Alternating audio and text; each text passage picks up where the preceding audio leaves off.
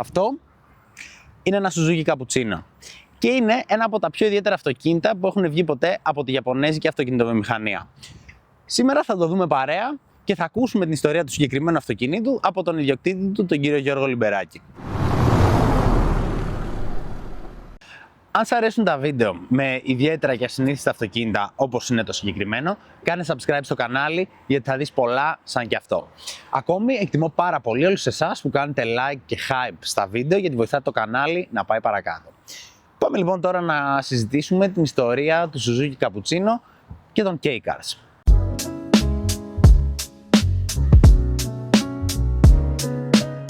Η ιστορία των K-Cars ή μάλλον των Keiji Dosa όπως λέγονται στα Ιαπωνέζικα, το οποίο σημαίνει ελαφρύ αυτοκίνητο, ξεκινάει το 1949. Εν αντιθέσει με την άλλη πλευρά του Ειρηνικού ωκεανού, τη ΣΥΠΑ δηλαδή, όπου bigger is better, στην Ιαπωνία η ανάγκη του κόσμου ήταν για μικρά και φθηνά αυτοκίνητα. Οπότε λοιπόν η Ιαπωνέζικη κυβέρνηση από το 1949 ξεκίνησε να επιδοτεί ουσιαστικά τις αυτοκινητοβιομηχανίες προκειμένου να βγάζουν μικρά αυτοκίνητα για μαζική κατανάλωση. Τα αυτοκίνητα αυτά είχαν ουσιαστικά έναν περιορισμό στα 150 κυβικά και υπάρχουν πάρα πολλά αυτοκίνητα σε αυτή την κατηγορία. Μέχρι όμως το 1990, όπου υπήρχαν πολλοί περιορισμοί πάνω στα K-Cars, δεν είχε υπάρξει κάποιο ιδιαίτερα αξιοσημείωτο K-Car το οποίο να είχε έτσι και ένα αυτοκινητιστικό ενδιαφέρον. Οπότε το 1990 η Ιαπωνέζικη κυβέρνηση αποφάσισε να άρει αυτές τις προδιαγραφές για τα 150 κυβικά και να δώσει περισσότερο χώρο στις αυτοκινητοβιομηχανίες να παίξουν σε εισαγωγικά με αυτοκίνητα. Από την ιστορία αυτή προέκυψαν τρία ενδιαφέροντα αυτοκίνητα. Αρχικά το Honda Beat, μετά το AutoZone AZ1 και φυσικά το Suzuki Cappuccino.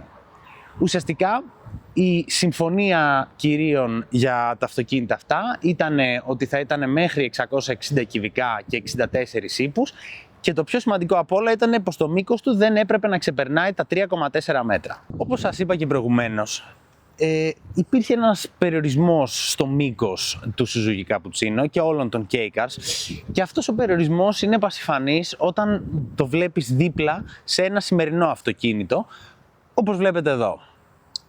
Το αυτοκίνητο αυτό είναι το Lotus Eletre, το οποίο φυσικά είναι και ένα πολύ μεγάλο αυτοκίνητο, αλλά πραγματικά μπορείς να δεις την αντίθεση ανάμεσα στο μέγεθος του ενός και στο μέγεθος του άλλου. Πραγματικά, όπως είπε και ο κύριος Λιμπεράκης, είναι άξιο απορίας το αν το καπουτσίνο χωράει στο πορμπαγκάζ του Eletre.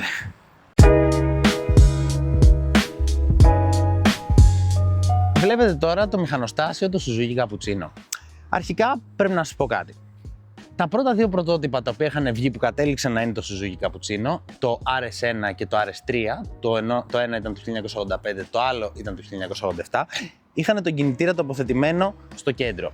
Όμως, όπως βλέπετε, δεν κατέληξε να είναι ακριβώς αυτή η υπόθεση με το Cappuccino. Βέβαια, πρέπει να σας πω πως θεωρητικά υπό μία έννοια είναι και κεντρομήχανο, καθώς ο κινητήρας βρίσκεται ολόκληρος πίσω από τον μπροστινό άξονα.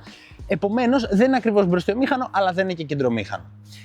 Ο κινητήρας που είχε το Suzuki Cappuccino ήταν 64 άλογα και 660 κυβικά. Το αυτοκίνητο αυτό είχε μια ενδιαφέρουσα καινοτομία, καθώς ήταν, όπως καταλαβαίνετε, driver focused, εν αντιθέσει με τα απλά K-Cars τα οποία ήταν για να μεταφέρουν τον κόσμο από το Α στο Β. Το συγκεκριμένο αυτοκίνητο λοιπόν είχε turbo και intercooler και σε σχέση με τους ανταγωνιστές του ήταν αρκετά πιο γρήγορο. Σχεδόν 5 δευτερόλεπτα σε επιτάχυνση 0%. Ακόμη το αυτοκίνητο αυτό είναι πισωκίνητο με μπλοκέ διαφορικό και ρεβάρει μέχρι τις 8.500 στροφές. Στο σημείο αυτό πρέπει να σας πω πως το αυτοκίνητο αυτό είχε κατανομή βάρους με τους δύο επιβάτες μέσα, όχι με τον οδηγό μόνο, και με τον οδηγό και με τον επιβάτη. Η κατανομή του ήταν 50-50. Στο κομμάτι των αναρτήσεων, το αυτοκίνητο είχε διπλά ψαλίδια μπροστά και πολλαπλούς συνδέσμους πίσω. Ακόμη, οι ζάντες του ήταν 14 και το συγκεκριμένο φοράει ελαστικά 165 R14, το οποίο ήταν και λίγο κουλή διάσταση, αν θέλετε. Αλλά ναι, κουλό είναι και το αυτοκίνητο, οπότε... Το Suzuki Cappuccino πρέπει να σας πω πως είχε και μπροστά και πίσω δισκόφρενα, γεγονός το οποίο αναδεικνύει ξανά το ότι το αυτοκίνητο αυτό Είναι ένα sports car, δεν είναι ένα απλό K car για να σε πάει από το Α στο Β. Ακόμη, το βάρος του Suzuki Cappuccino είναι μόλις 700 κιλά. Οπότε, όπως μου είπε και ο Κώστας όταν του είπε ότι θα κάνουμε αυτό το αυτοκίνητο, είναι ένα sports car υποκλίμακα. Κάτι πάνω στο αμάξωμα του Suzuki Cappuccino, το οποίο είναι αρκετά ιδιαίτερο, είναι ότι το αυτοκίνητο αυτό μπορεί να πάρει 4 διαφορετικές μορφές. Η μία μορφή η οποία μπορεί να πάρει είναι κλειστό. Η άλλη μορφή που μπορεί να πάρει είναι T-top. Η άλλη μορφή που μπορεί να πάρει είναι Targa. Και τέλος, η μορφή που μπορεί να πάρει είναι Roadster, που είναι και αυτή που βλέπετε τώρα. Φυσικά, όλα τα κομμάτια της οροφής, όπως θα περιμένατε από ένα ιαπωνέζικο αυτοκίνητο, τα βάζουμε στο χώρο αποσκευών μέσα στις θήκες τους. Πάμε λοιπόν να προσπαθήσουμε να δούμε λίγο και το εσωτερικό του αυτοκινήτου, γιατί εγώ δεν είμαι και πολύ κατάλληλος για τέτοιο αυτοκίνητο και εσωτερικό.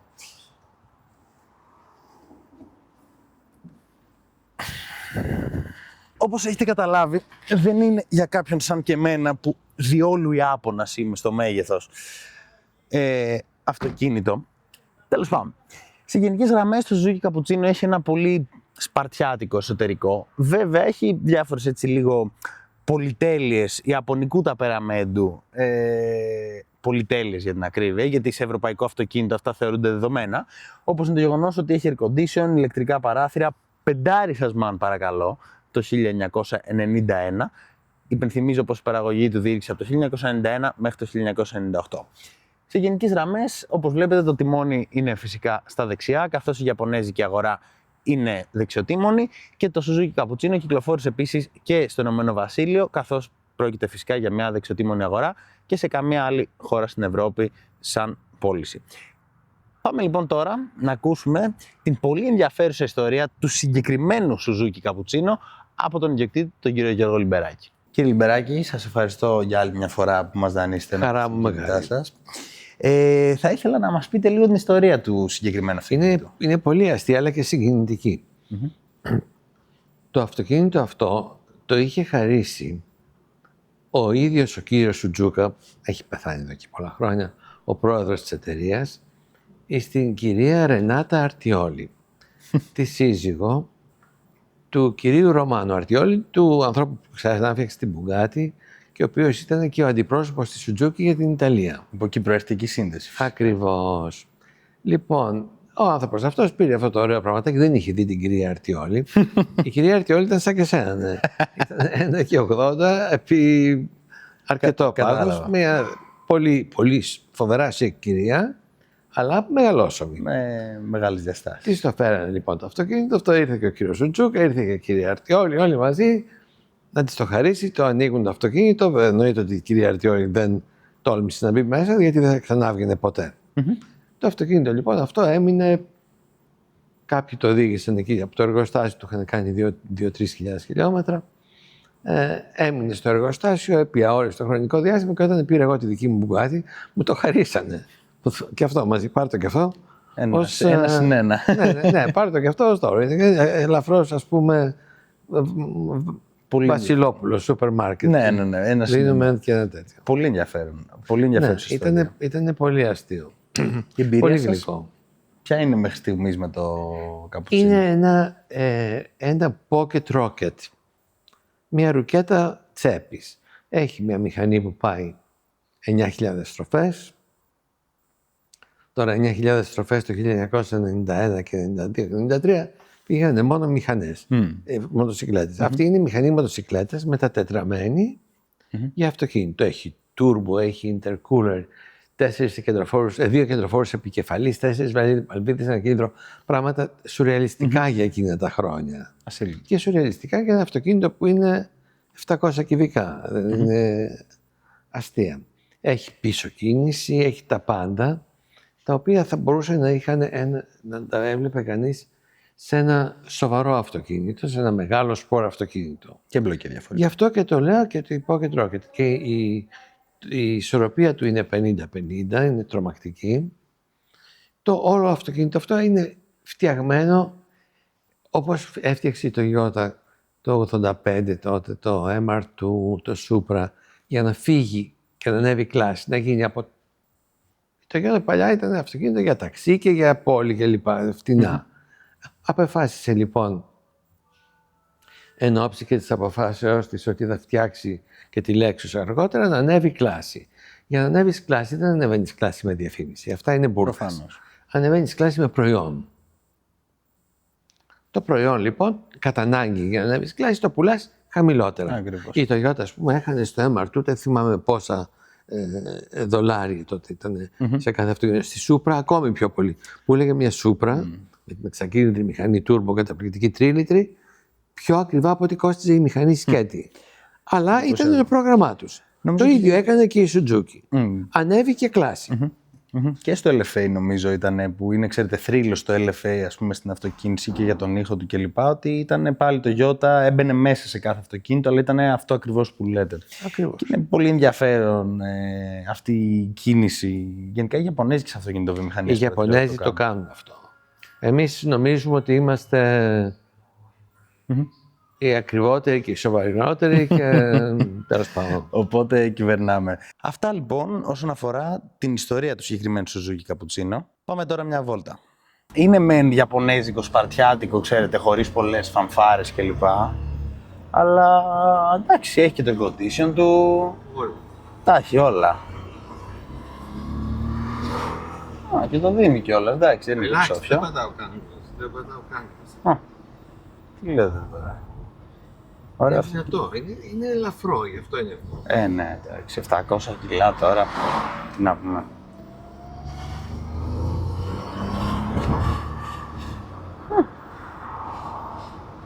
Είναι πραγματικά πολύ ενδιαφέρον οι Ιαπωνέζοι. Εγώ είχα εντυπωσιαστεί με τη δουλειά της Lexus στο LFA, ότι όταν τους δίνεις το χώρο να κάνουν έτσι λίγο πιο παιχνιδιάρικα πράγματα, καλά, οι άνθρωποι ξέρουν, αλλά ξέρετε, συνήθως είναι συνυφασμένο ότι Ιαπωνέζικο ίσον αυστηρά.